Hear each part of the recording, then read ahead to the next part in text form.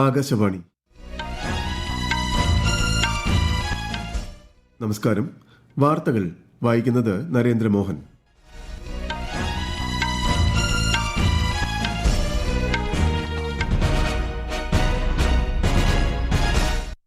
പ്രധാന വാർത്തകൾ.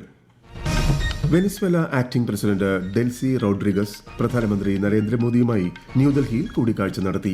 വിദേശകാര്യമന്ത്രി എസ് ജയശങ്കറുമായും സംവദിച്ചു. കേരളത്തിന്റെ സാമ്പത്തിക സ്ഥിതി സംബന്ധിച്ച ധവളപത്രം നിയമസഭയിൽ. കടബാധ്യത 5.07 ലക്ഷം കോടി രൂപ. കിഫ്ബി വായ്പാ ബാധ്യത 21,000 കോടി. ധവളപത്രം സംസ്ഥാനത്തിന്റെ യാഥാർത്ഥ്യങ്ങൾ ഉൾക്കൊള്ളുന്നതെന്ന് മുഖ്യമന്ത്രി വി ഡി സതീശൻ. ധവളപത്രത്തിൽ വിയോജിപ്പ് രേഖപ്പെടുത്തി പ്രതിപക്ഷം. പ്രഥമ ലോക യോഗാസന സ്പോർട്സ് ചാമ്പ്യൻഷിപ്പിന് ഇന്ന് ഗുജറാത്തിൽ തുടക്കമാകും. കേരളത്തിൽ ശക്തമായ മഴയ്ക്ക് സാധ്യത. 6 ജില്ലകളിൽ ഇന്ന് ഓറഞ്ച് ജാഗ്രത. കേരളം, കർണാടക, ലക്ഷദ്വീപ് തീരങ്ങളിൽ ഞായറാഴ്ച വരെ മത്സ്യബന്ധനത്തിന് വിലക്ക്. സാഫ് വനിതാ ഫുട്ബോൾ ചാമ്പ്യൻഷിപ്പ് ഫൈനലിൽ കടന്ന് ഇന്ത്യ. ശനിയാഴ്ച ബംഗ്ലാദേശിനെ നേരിടും. വാർത്തകൾ വിശദമായി.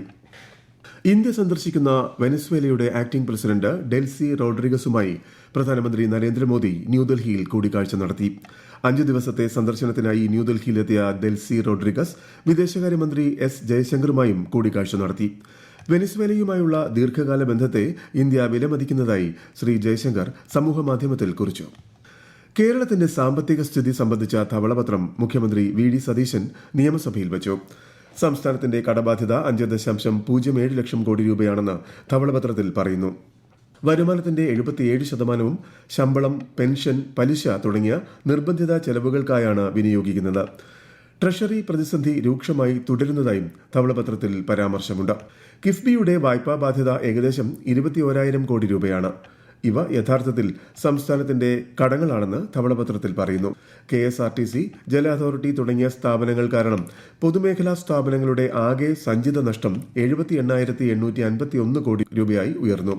ധനകാര്യ സ്ഥിതി മെച്ചപ്പെടുത്താനുള്ള ദീർഘകാല പരിഹാരമായി സ്വകാര്യ നിക്ഷേപം, വ്യവസായ വികസനം, തൊഴിലവസര സൃഷ്ടി, അടിസ്ഥാന സൌകര്യ വികസനം എന്നിവ പ്രോത്സാഹിപ്പിക്കണമെന്നും റിപ്പോർട്ട് ശുപാർശ ചെയ്യുന്നു. ധവളപത്രം രാഷ്ട്രീയ പ്രസ്താവനയല്ലെന്നും മറിച്ച് സംസ്ഥാനത്തിന്റെ ധനസ്ഥിതി സംബന്ധിച്ച വിദഗ്ധ അഭിപ്രായം ഉൾക്കൊള്ളിച്ചുകൊണ്ടുള്ള യാഥാർത്ഥ്യങ്ങളാണെന്നും മുഖ്യമന്ത്രി വി ഡി സതീശൻ സഭയിൽ പറഞ്ഞു. കേരളത്തിന്റെ യഥാർത്ഥ സമ്പദ് വ്യവസ്ഥ എല്ലാം പബ്ലിക് ഡൊമൈനിലുള്ള മുഴുവൻ ഡോക്യുമെന്റുകളും കൃത്യമായി അനലൈസ് ചെയ്തിരിക്കുകയാണ്. അതെല്ലാം അറിയാനും അത് മനസ്സിലാക്കാനും അതനുസരിച്ചുള്ള ഒരു പുതുയുഗ കേരളം കെട്ടിപ്പടുക്കാനുമാണ് ഈ ഗവൺമെന്റ് നിൽക്കുന്നത്. ഈ ഗവൺമെന്റ് ആഗ്രഹിക്കുന്നത് വിദഗ്ധരായ ആളുകളുടെ, ഓരോ രംഗത്തെയും വിദഗ്ധരായ ആളുകളുടെ സേവനം ഉറപ്പാക്കി അവരുടെ ഉപദേശം തേടി ാണ് ഓരോ കാര്യങ്ങളും ചെയ്യാൻ തീരുമാനിച്ചിട്ടുള്ളത്. ഞാൻ വളരെ അഭിമാനത്തോടു കൂടി പറയുന്നു, ഇവിടെ it's not a political document. സംസ്ഥാനത്തിന്റെ സാമ്പത്തിക ആരോഗ്യം സംബന്ധിച്ച ഒരു സ്റ്റേറ്റസ് റിപ്പോർട്ടാണ്. ധവളപത്രത്തിൽ പ്രതിപക്ഷം വിയോജിപ്പ് രേഖപ്പെടുത്തി. രഹസ്യ സ്വഭാവമുള്ള ധനകാര്യ വകുപ്പിന്റെ രേഖകൾ സർക്കാർ സർവീസിൽ ഇല്ലാത്തവരെ ഏൽപ്പിച്ചത് അംഗീകരിക്കാൻ കഴിയില്ലെന്ന് പ്രതിപക്ഷ നേതാവ് പിണറായി വിജയൻ പറഞ്ഞു. ധവളപത്രം ക്രമവിരുദ്ധമാണെന്ന് മുൻ ധനമന്ത്രി KN ബാലഗോപാൽ ആരോപിച്ചു. നന്ദി പ്രമേയത്തെ എതിർക്കുന്നതായി നിയമസഭയിലെ BJP അംഗം രാജീവ് ചന്ദ്രശേഖർ വ്യക്തമാക്കി. ബജറ്റ് ചർച്ചയോടൊപ്പം ധവളപത്രത്തെക്കുറിച്ച് വിശദമായി ചർച്ച ചെയ്യണമെന്നും അദ്ദേഹം ആവശ്യപ്പെട്ടു. ബ്രിക്സ് സാംസ്കാരിക പ്രവർത്തക സമിതിയുടെ 2ാമത് യോഗത്തിന് വാരാണസിയിൽ ഇന്ന് തുടക്കമാകും. 2 ദിവസത്തെ യോഗത്തിൽ China, Brazil, Egypt, Ethiopia, Indonesia എന്നിവയുൾപ്പെടെ 11 രാജ്യങ്ങളിൽ നിന്നുള്ള പ്രതിനിധികൾ പങ്കെടുക്കും. മുതിർന്ന നയതന്ത്രജ്ഞരും നയരൂപകർത്താക്കളും സാംസ്കാരിക വിദഗ്ധരും ചർച്ചകളിൽ പങ്കെടുക്കും. ഒരു ജില്ല ഒരു ഉൽപ്പന്നം എന്ന പ്രത്യേക പ്രദർശനവും സംഘടിപ്പിച്ചിട്ടുണ്ട്. 2 ദിവസത്തെ ഔദ്യോഗിക സന്ദർശനത്തിനായി UK-യിലെ വിദേശ കോമൺവെൽത്ത് കാര്യ സെക്രട്ടറി അഗറ്റ് കൂപ്പർ ന്യൂഡൽഹിയിലെത്തി. പ്രധാനമന്ത്രി നരേന്ദ്രമോദിയുമായും വിദേശകാര്യമന്ത്രി എസ് ജയശങ്കറുമായും ഇന്ന് കൂടിക്കാഴ്ച നടത്തും. പ്രധാനമന്ത്രി നരേന്ദ്രമോദി നാളെ ഗുജറാത്തും ദാമനും സന്ദർശിക്കും.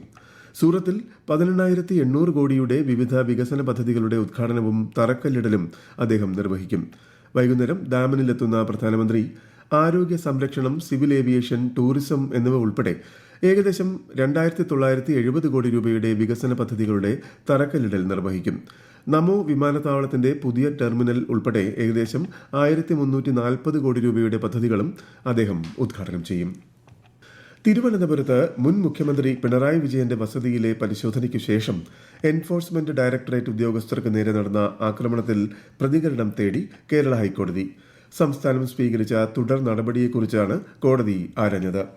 ഈ വാർത്തകൾ ആകാശവാണിയിൽ നിന്ന്.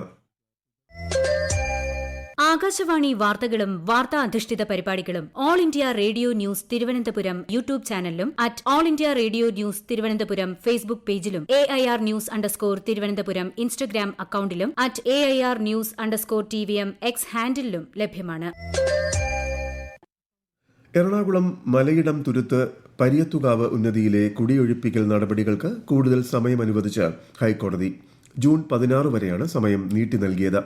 പെരുമ്പാവൂർ മുൻസിഫ് കോടതിയുടെ ഉത്തരവിനെതിരെ സംസ്ഥാന സർക്കാർ സമർപ്പിച്ച ഹർജിയിലാണ് ഹൈക്കോടതിയുടെ ഉത്തരവ്.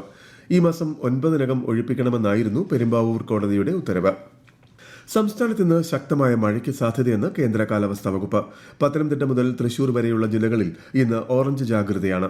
മറ്റെല്ലാ ജില്ലകളിലും ലക്ഷദ്വീപിലും മഞ്ഞ ജാഗ്രത നൽകിയിട്ടുണ്ട്. ശക്തമായ കാറ്റിനും മോശം കാലാവസ്ഥയ്ക്കും സാധ്യതയുള്ളതിനാൽ കേരള, കർണാടക, ലക്ഷദ്വീപ് തീരങ്ങളിൽ ഈ മാസം 7 വരെ മത്സ്യബന്ധനത്തിന് വിലക്കേർപ്പെടുത്തി. 2025 ദേശീയ പഞ്ചായത്ത് അവാർഡ് നേടിയതിന്റെ നിറവിലാണ് കോട്ടയം ജില്ലയിലെ മേലുകാവ് ഗ്രാമപഞ്ചായത്ത്. പുരസ്കാര നേട്ടത്തെക്കുറിച്ച് ഗ്രാമപഞ്ചായത്ത് പ്രസിഡന്റ് ബിൻസി ടോമി ആകാശവാണി വാർത്തകളോട്. സ്വയം പര്യാപ്തമായ അടിസ്ഥാന സൗകര്യ വികസനത്തിൽ ദേശീയ തലത്തിൽ 1-ാം സ്ഥാനവും 1 കോടി രൂപയും കോട്ടയം ജില്ലയിലെ മേലുകാവ് ഗ്രാമപഞ്ചായത്തിന് ലഭിക്കുകയുണ്ടായി. ലഭിച്ച മുഴുവൻ തുകയും പഞ്ചായത്തിന്റെ വികസനത്തിനായി ഉപയോഗിക്കുന്നതാണ്. ഈ അവാർഡ് മേലുകാവിലെ പഞ്ചായത്തിലെ മുഴുവൻ ജനങ്ങൾക്കുമായി സമർപ്പിക്കുന്നു. കേരളത്തിൽ H1N1 ബാധിച്ച് വയോധിക മരിച്ചു. കൊച്ചി പാലാരിവട്ടം സ്വദേശി ലളിതാംബികയാണ് മരിച്ചത്. ശ്വാസതടസ്സം അനുഭവപ്പെട്ടതിനെ തുടർന്ന് സ്വകാര്യ ആശുപത്രിയിൽ ചികിത്സയിൽ കഴിയവേ കഴിഞ്ഞ ദിവസം രോഗബാധ സ്ഥിരീകരിക്കുകയായിരുന്നു. പ്രഥമ ലോക യോഗാസന സ്പോർട്സ് ചാമ്പ്യൻഷിപ്പിന് ഇന്ന് ഗുജറാത്തിലെ അഹമ്മദാബാദിൽ തുടക്കമാകും. പ്രധാനമന്ത്രി നരേന്ദ്രമോദി ചാമ്പ്യൻഷിപ്പിൽ വെർച്വലായി പങ്കെടുക്കും. ഒരു റിപ്പോർട്ട്. യോഗാസന കായിക ചാമ്പ്യൻഷിപ്പിന് ഇന്ന് വൈകുന്നേരം ഗുജറാത്തിലെ ട്രാൻസ് സ്റ്റേഡിയത്തിലാണ് തുടക്കമാകുന്നത്. കായിക രംഗത്തെ ചരിത്ര നേട്ടമായി വിലയിരുത്തപ്പെടുന്ന ചാമ്പ്യൻഷിപ്പിൽ ലോകത്തിന്റെ വിവിധ ഭാഗങ്ങളിൽ നിന്നുള്ള യോഗാഭ്യാസികളും കായിക താരങ്ങളും മത്സരിക്കും. 5 ദിവസം നീളുന്ന ചാമ്പ്യൻഷിപ്പിൽ അമേരിക്ക ഉൾപ്പെടെ 60 രാജ്യങ്ങളിൽ നിന്നുള്ള 400-ലധികം താരങ്ങളാണ് പങ്കെടുക്കുന്നത്. വേൾഡ് യോഗാസനയുടെ ആഭിമുഖ്യത്തിൽ യോഗാസന ഭാരതാണ് പരിപാടി സംഘടിപ്പിക്കുന്നത്. കായിക മത്സരങ്ങളിൽ യോഗ ഉൾപ്പെടുത്തുന്നതിനും യോഗയുടെയും ആരോഗ്യ പരിപാലനത്തിന്റെയും പ്രാധാന്യം പ്രചരിപ്പിക്കുന്നതിനുമാണ് ലക്ഷ്യമിടുന്നത്. 7 യോഗാസന ഇനങ്ങളിൽ നടക്കുന്ന മത്സരങ്ങളിൽ ശക്തി, വഴക്കം, സഹിഷ്ണുത, കൃത്യത എന്നിവയുടെ അടിസ്ഥാനത്തിലായിരിക്കും മത്സരാർത്ഥികളുടെ പ്രകടനം വിലയിരുത്തുന്നത്. News desk, Akashvani. 6 വർഷത്തെ ഇടവേളയ്ക്ക് ശേഷം സാഫ് വനിതാ ഫുട്ബോൾ ചാമ്പ്യൻഷിപ്പ് ഫൈനലിൽ കടന്ന ഇന്ത്യ. ശനിയാഴ്ച നടക്കുന്ന ഫൈനലിൽ നിലവിലെ ചാമ്പ്യന്മാരായ ബംഗ്ലാദേശിനെ ഇന്ത്യ നേരിടും. ഇന്നലെ നടന്ന സെമിയിൽ ഭൂട്ടാനെ എതിരില്ലാത്ത 1 ഗോളിന് പരാജയപ്പെടുത്തിയാണ് ഇന്ത്യയുടെ ഫൈനൽ പ്രവേശം. ഗ്ലോബൽ ട്രാവൽ മാർട്ട് എക്സ്പോ 2026 ഇന്ന് തിരുവനന്തപുരത്ത് തുടക്കമാകും. മന്ത്രി കെ മുരളീധരൻ ഉദ്ഘാടനം ചെയ്യും. ഗ്ലോബൽ ട്രാവൽ മാർക്കറ്റിനോട് അനുബന്ധിച്ചാണ് പരിപാടി സംഘടിപ്പിക്കുന്നത്. ആന്ധ്രാപ്രദേശ് ടൂറിസം സാംസ്കാരിക വകുപ്പ് മന്ത്രി കണ്ടുല ദുർഗേഷ് ചടങ്ങിൽ മുഖ്യാതിഥിയാകും. കഴിഞ്ഞ 12 വർഷത്തിനിടെ പ്രധാനമന്ത്രി നരേന്ദ്രമോദിയുടെ നേതൃത്വത്തിലുള്ള കേന്ദ്ര സർക്കാർ വിവിധ മേഖലകളിൽ നടത്തിയ പ്രവർത്തനങ്ങളെക്കുറിച്ച് ആകാശവാണി പ്രത്യേക പരിപാടി ഒരുക്കുന്നു. രാജ്യത്തെ വ്യവസായ സൗഹൃദ അന്തരീക്ഷം മെച്ചപ്പെടുത്തുന്നതിന് സർക്കാർ സ്വീകരിച്ച നടപടികളെക്കുറിച്ച് ഇന്ന് അറിയാം. 2016 ആരംഭിച്ച സ്റ്റാർട്ടപ്പ് ഇന്ത്യ പദ്ധതിയിലൂടെ രാജ്യത്തെ സ്റ്റാർട്ടപ്പുകളുടെ എണ്ണം 500-ൽ നിന്നും ഈ വർഷം മാർച്ചിൽ 2.23 ലക്ഷമായി ഉയർന്നു. നികുതിദായകർക്കായി 2021 പുതിയ ഫയലിംഗ് പോർട്ടൽ ആരംഭിച്ചതും GST നടപ്പിലാക്കിയതും വലിയ മാറ്റങ്ങൾക്ക് വഴിവെച്ചു. രാജ്യത്തെ ഓഹരി വിപണികളിൽ നേട്ടം. സെൻസെക്സ് 72 പോയിന്റ് ഉയർന്ന് 74,418-ലും നിഫ്റ്റി 24 പോയിന്റ് നേട്ടത്തിൽ 23,429-ലും വ്യാപാരം തുടരുന്നു. സ്വർണ്ണവില കുറഞ്ഞു. പവന് 80 രൂപ കുറഞ്ഞ് 1,14,480 രൂപയും ഗ്രാമിന് 14,310 രൂപയുമാണ് ഇന്നത്തെ വില. പ്രധാന വാർത്തകൾ വീണ്ടും. Venezuela acting president Delcy Rodriguez പ്രധാനമന്ത്രി നരേന്ദ്രമോദിയുമായി ന്യൂഡൽഹിയിൽ കൂടിക്കാഴ്ച നടത്തി. വിദേശകാര്യമന്ത്രി S ജയശങ്കറുമായും സംവദിച്ചു. കേരളത്തിന്റെ സാമ്പത്തിക സ്ഥിതി സംബന്ധിച്ച ധവളപത്രം നിയമസഭയിൽ. കടബാധ്യത 5.07 ലക്ഷം കോടി രൂപ. കിഫ്ബി വായ്പാ ബാധ്യത 21,000 കോടി. ധവളപത്രം സംസ്ഥാനത്തിന്റെ യാഥാർത്ഥ്യങ്ങൾ ഉൾക്കൊള്ളുന്നതെന്ന് മുഖ്യമന്ത്രി VD സതീശൻ. ധവളപത്രത്തിൽ വിയോജിപ്പ് രേഖപ്പെടുത്തി പ്രതിപക്ഷം. പ്രഥമ ലോക യോഗാസന സ്പോർട്സ് ചാമ്പ്യൻഷിപ്പിന് ഇന്ന് ഗുജറാത്തിൽ തുടക്കമാകും. കേരളത്തിൽ ശക്തമായ മഴയ്ക്ക് സാധ്യത. 6 ജില്ലകളിൽ ഇന്ന് ഓറഞ്ച് ജാഗ്രത. കേരള, കർണാടക, ലക്ഷദ്വീപ് തീരങ്ങളിൽ ഞായറാഴ്ച വരെ മത്സ്യബന്ധനത്തിന് വിലക്ക്. സാഫ് വനിതാ ഫുട്ബോൾ ചാമ്പ്യൻഷിപ്പ് ഫൈനലിൽ കടന്ന ഇന്ത്യ ശനിയാഴ്ച ബംഗ്ലാദേശിനെ നേരിടും. വാർത്തകൾ കഴിഞ്ഞു. അടുത്ത വാർത്താ പ്രക്ഷേപണം വൈകിട്ട് 6:30.